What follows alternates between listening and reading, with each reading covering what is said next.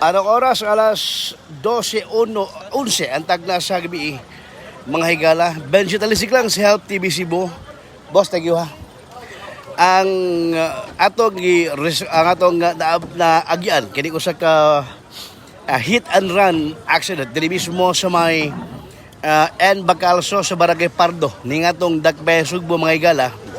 Mga bay, no? Unconscious ni mga biktima ato nakita unconscious. Hit ko boss, hit and run boss. Ang kanina mga biktima unconscious ni mga higala mga bay. Ato ding kuan kita ato labdal atong gi-cater ang command center nga moy ato gituwagan nga para makater sa ambyo kini nga maong insidente. Gingong bunggo ang kuano ang kining iyang naengkwentro ng tungura diri sa may Ed Bacalso sa barangay Pardo ding atong Dakbayan Sugbo. Ang situation kiron ay matungura mga higala mga bay. Ang kini mo lalaki on board di siya motorcycle, mo na yung motor niya, no? Inmax OMS o niya Poseidon, no? Na po sticker nga kuan kaning solid team. No diri. Mo na yung motorcycle mga higala. Okay. With plate number Money 0701-1005353. Money plate number niya mga higala mga bay. Ang driver nini money ang gi-cater karon sa mga medical team sa Cebu City ambulance ni mga tungura. Kalabot ang ni maong insidente sa pag na-discuss siya. Hit and run ni wa patay initial information kon kisa involved nga sakiran gawas lang sa ato na ko ang gagiyong bunggo ang naengkwentro niya ni sibat ang bunggo ganti nagpasat ang mga kuan ni mo niyo nagpasat ang mga bildo diri no sa kalsada mga higala mga bay matungura mo ni so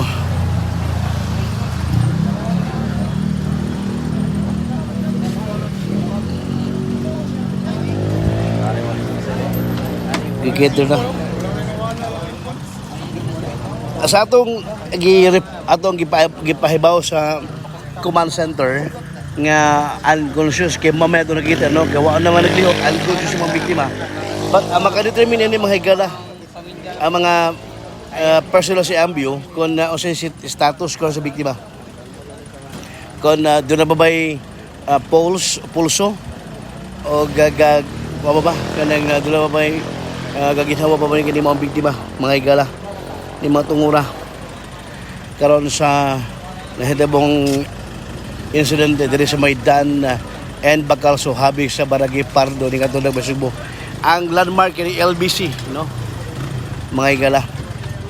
Boss status boss sa biktima. Ang ato gi ko ano o ga sa institution nila.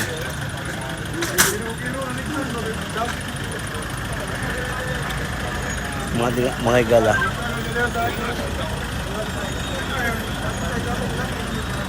So, ikita din sa ambyo. O niya, siguro ang PNP sa ang Pardo Police Station, asa naman to? Kuha niya rin lo. Moy mo take charge aning maong kuan, ang maong motorcycle mga higala. Tumatungura.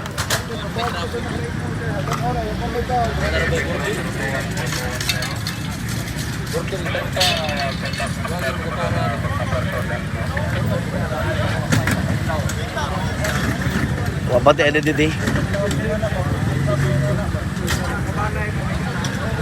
So ato ni dalhon sa CCMC o Cebu City Medical Center kini mo ang biktima o kaning nalambigyan sa disgrasya karon. Pwede la. Oh. Okay sige. Hey, si konsehal Lulot Tolda no sa Barangay Pardo. Atong nga ingon ni konsehal nga yan ipada ang kini mo motorcycle sa ganing barangay hall sa Barangay Pardo para ma-claim sa pamilya o tagtungod kini mo ang biktima mga higala. Wa patay pangan no sa mga driver. Sa tur kita initially unconscious ni mo ang biktima. Hit and run involving sa Kabungo. Sir, salamat kayo sir. Ang Ambio 806 mo indicator na magtungura. Salamat sa command center sa C3 Cebu City Disaster Risk Reduction Management Office sa base control nga ato gitawagan nga mi cater dayon og mi paabot og ambulance nunot na kini mo ang aksidente diri sa may barangay Pardo mga higala.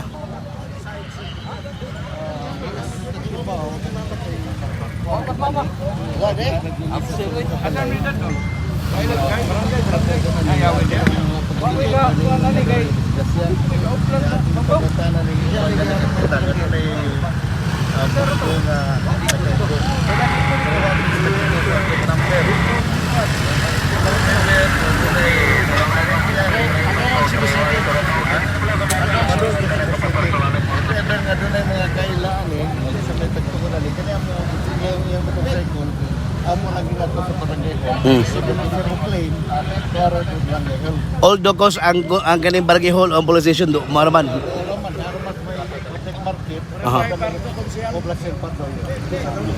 Si Lolo Tolda no mga higa. Salamat Cons. Si Cons si Lolo Tolda sa barangay Pardo mga higala. Ingon nga kani mo motorcycle ha atong balikon. Kani motorcycle mga higala. Ato ni ma-claim sa barangay Pardo poblasyon nga katong gusto katong paryente, pamilya, kabanay kini mao ang biktima. May gabi sa nato mga nag-view karon gabi mga higala kang Charian Clown, kang Pusod Aliopar, Carlo Carlos, kang Odelia Carlos Rivera, Carlo Carlos, kang Charian Chua, Ronaldo Palau, nagtanaw, si Robert J. Jabs Lopez, Jeric Lanios Olance, Niza, no, may gabi, ganito na sa pag-follow ka doon sa Help TV Cebu. Inyong higala, Budget 6, salamat, may gabi kanitong pag-cover karon sa kaning hit and run, dire mismo sa barangay Poblasyon Pardo, Dakbayan sa Sugbo. Budget 6 lang sa Help TV Cebu, may gabi, mga higala.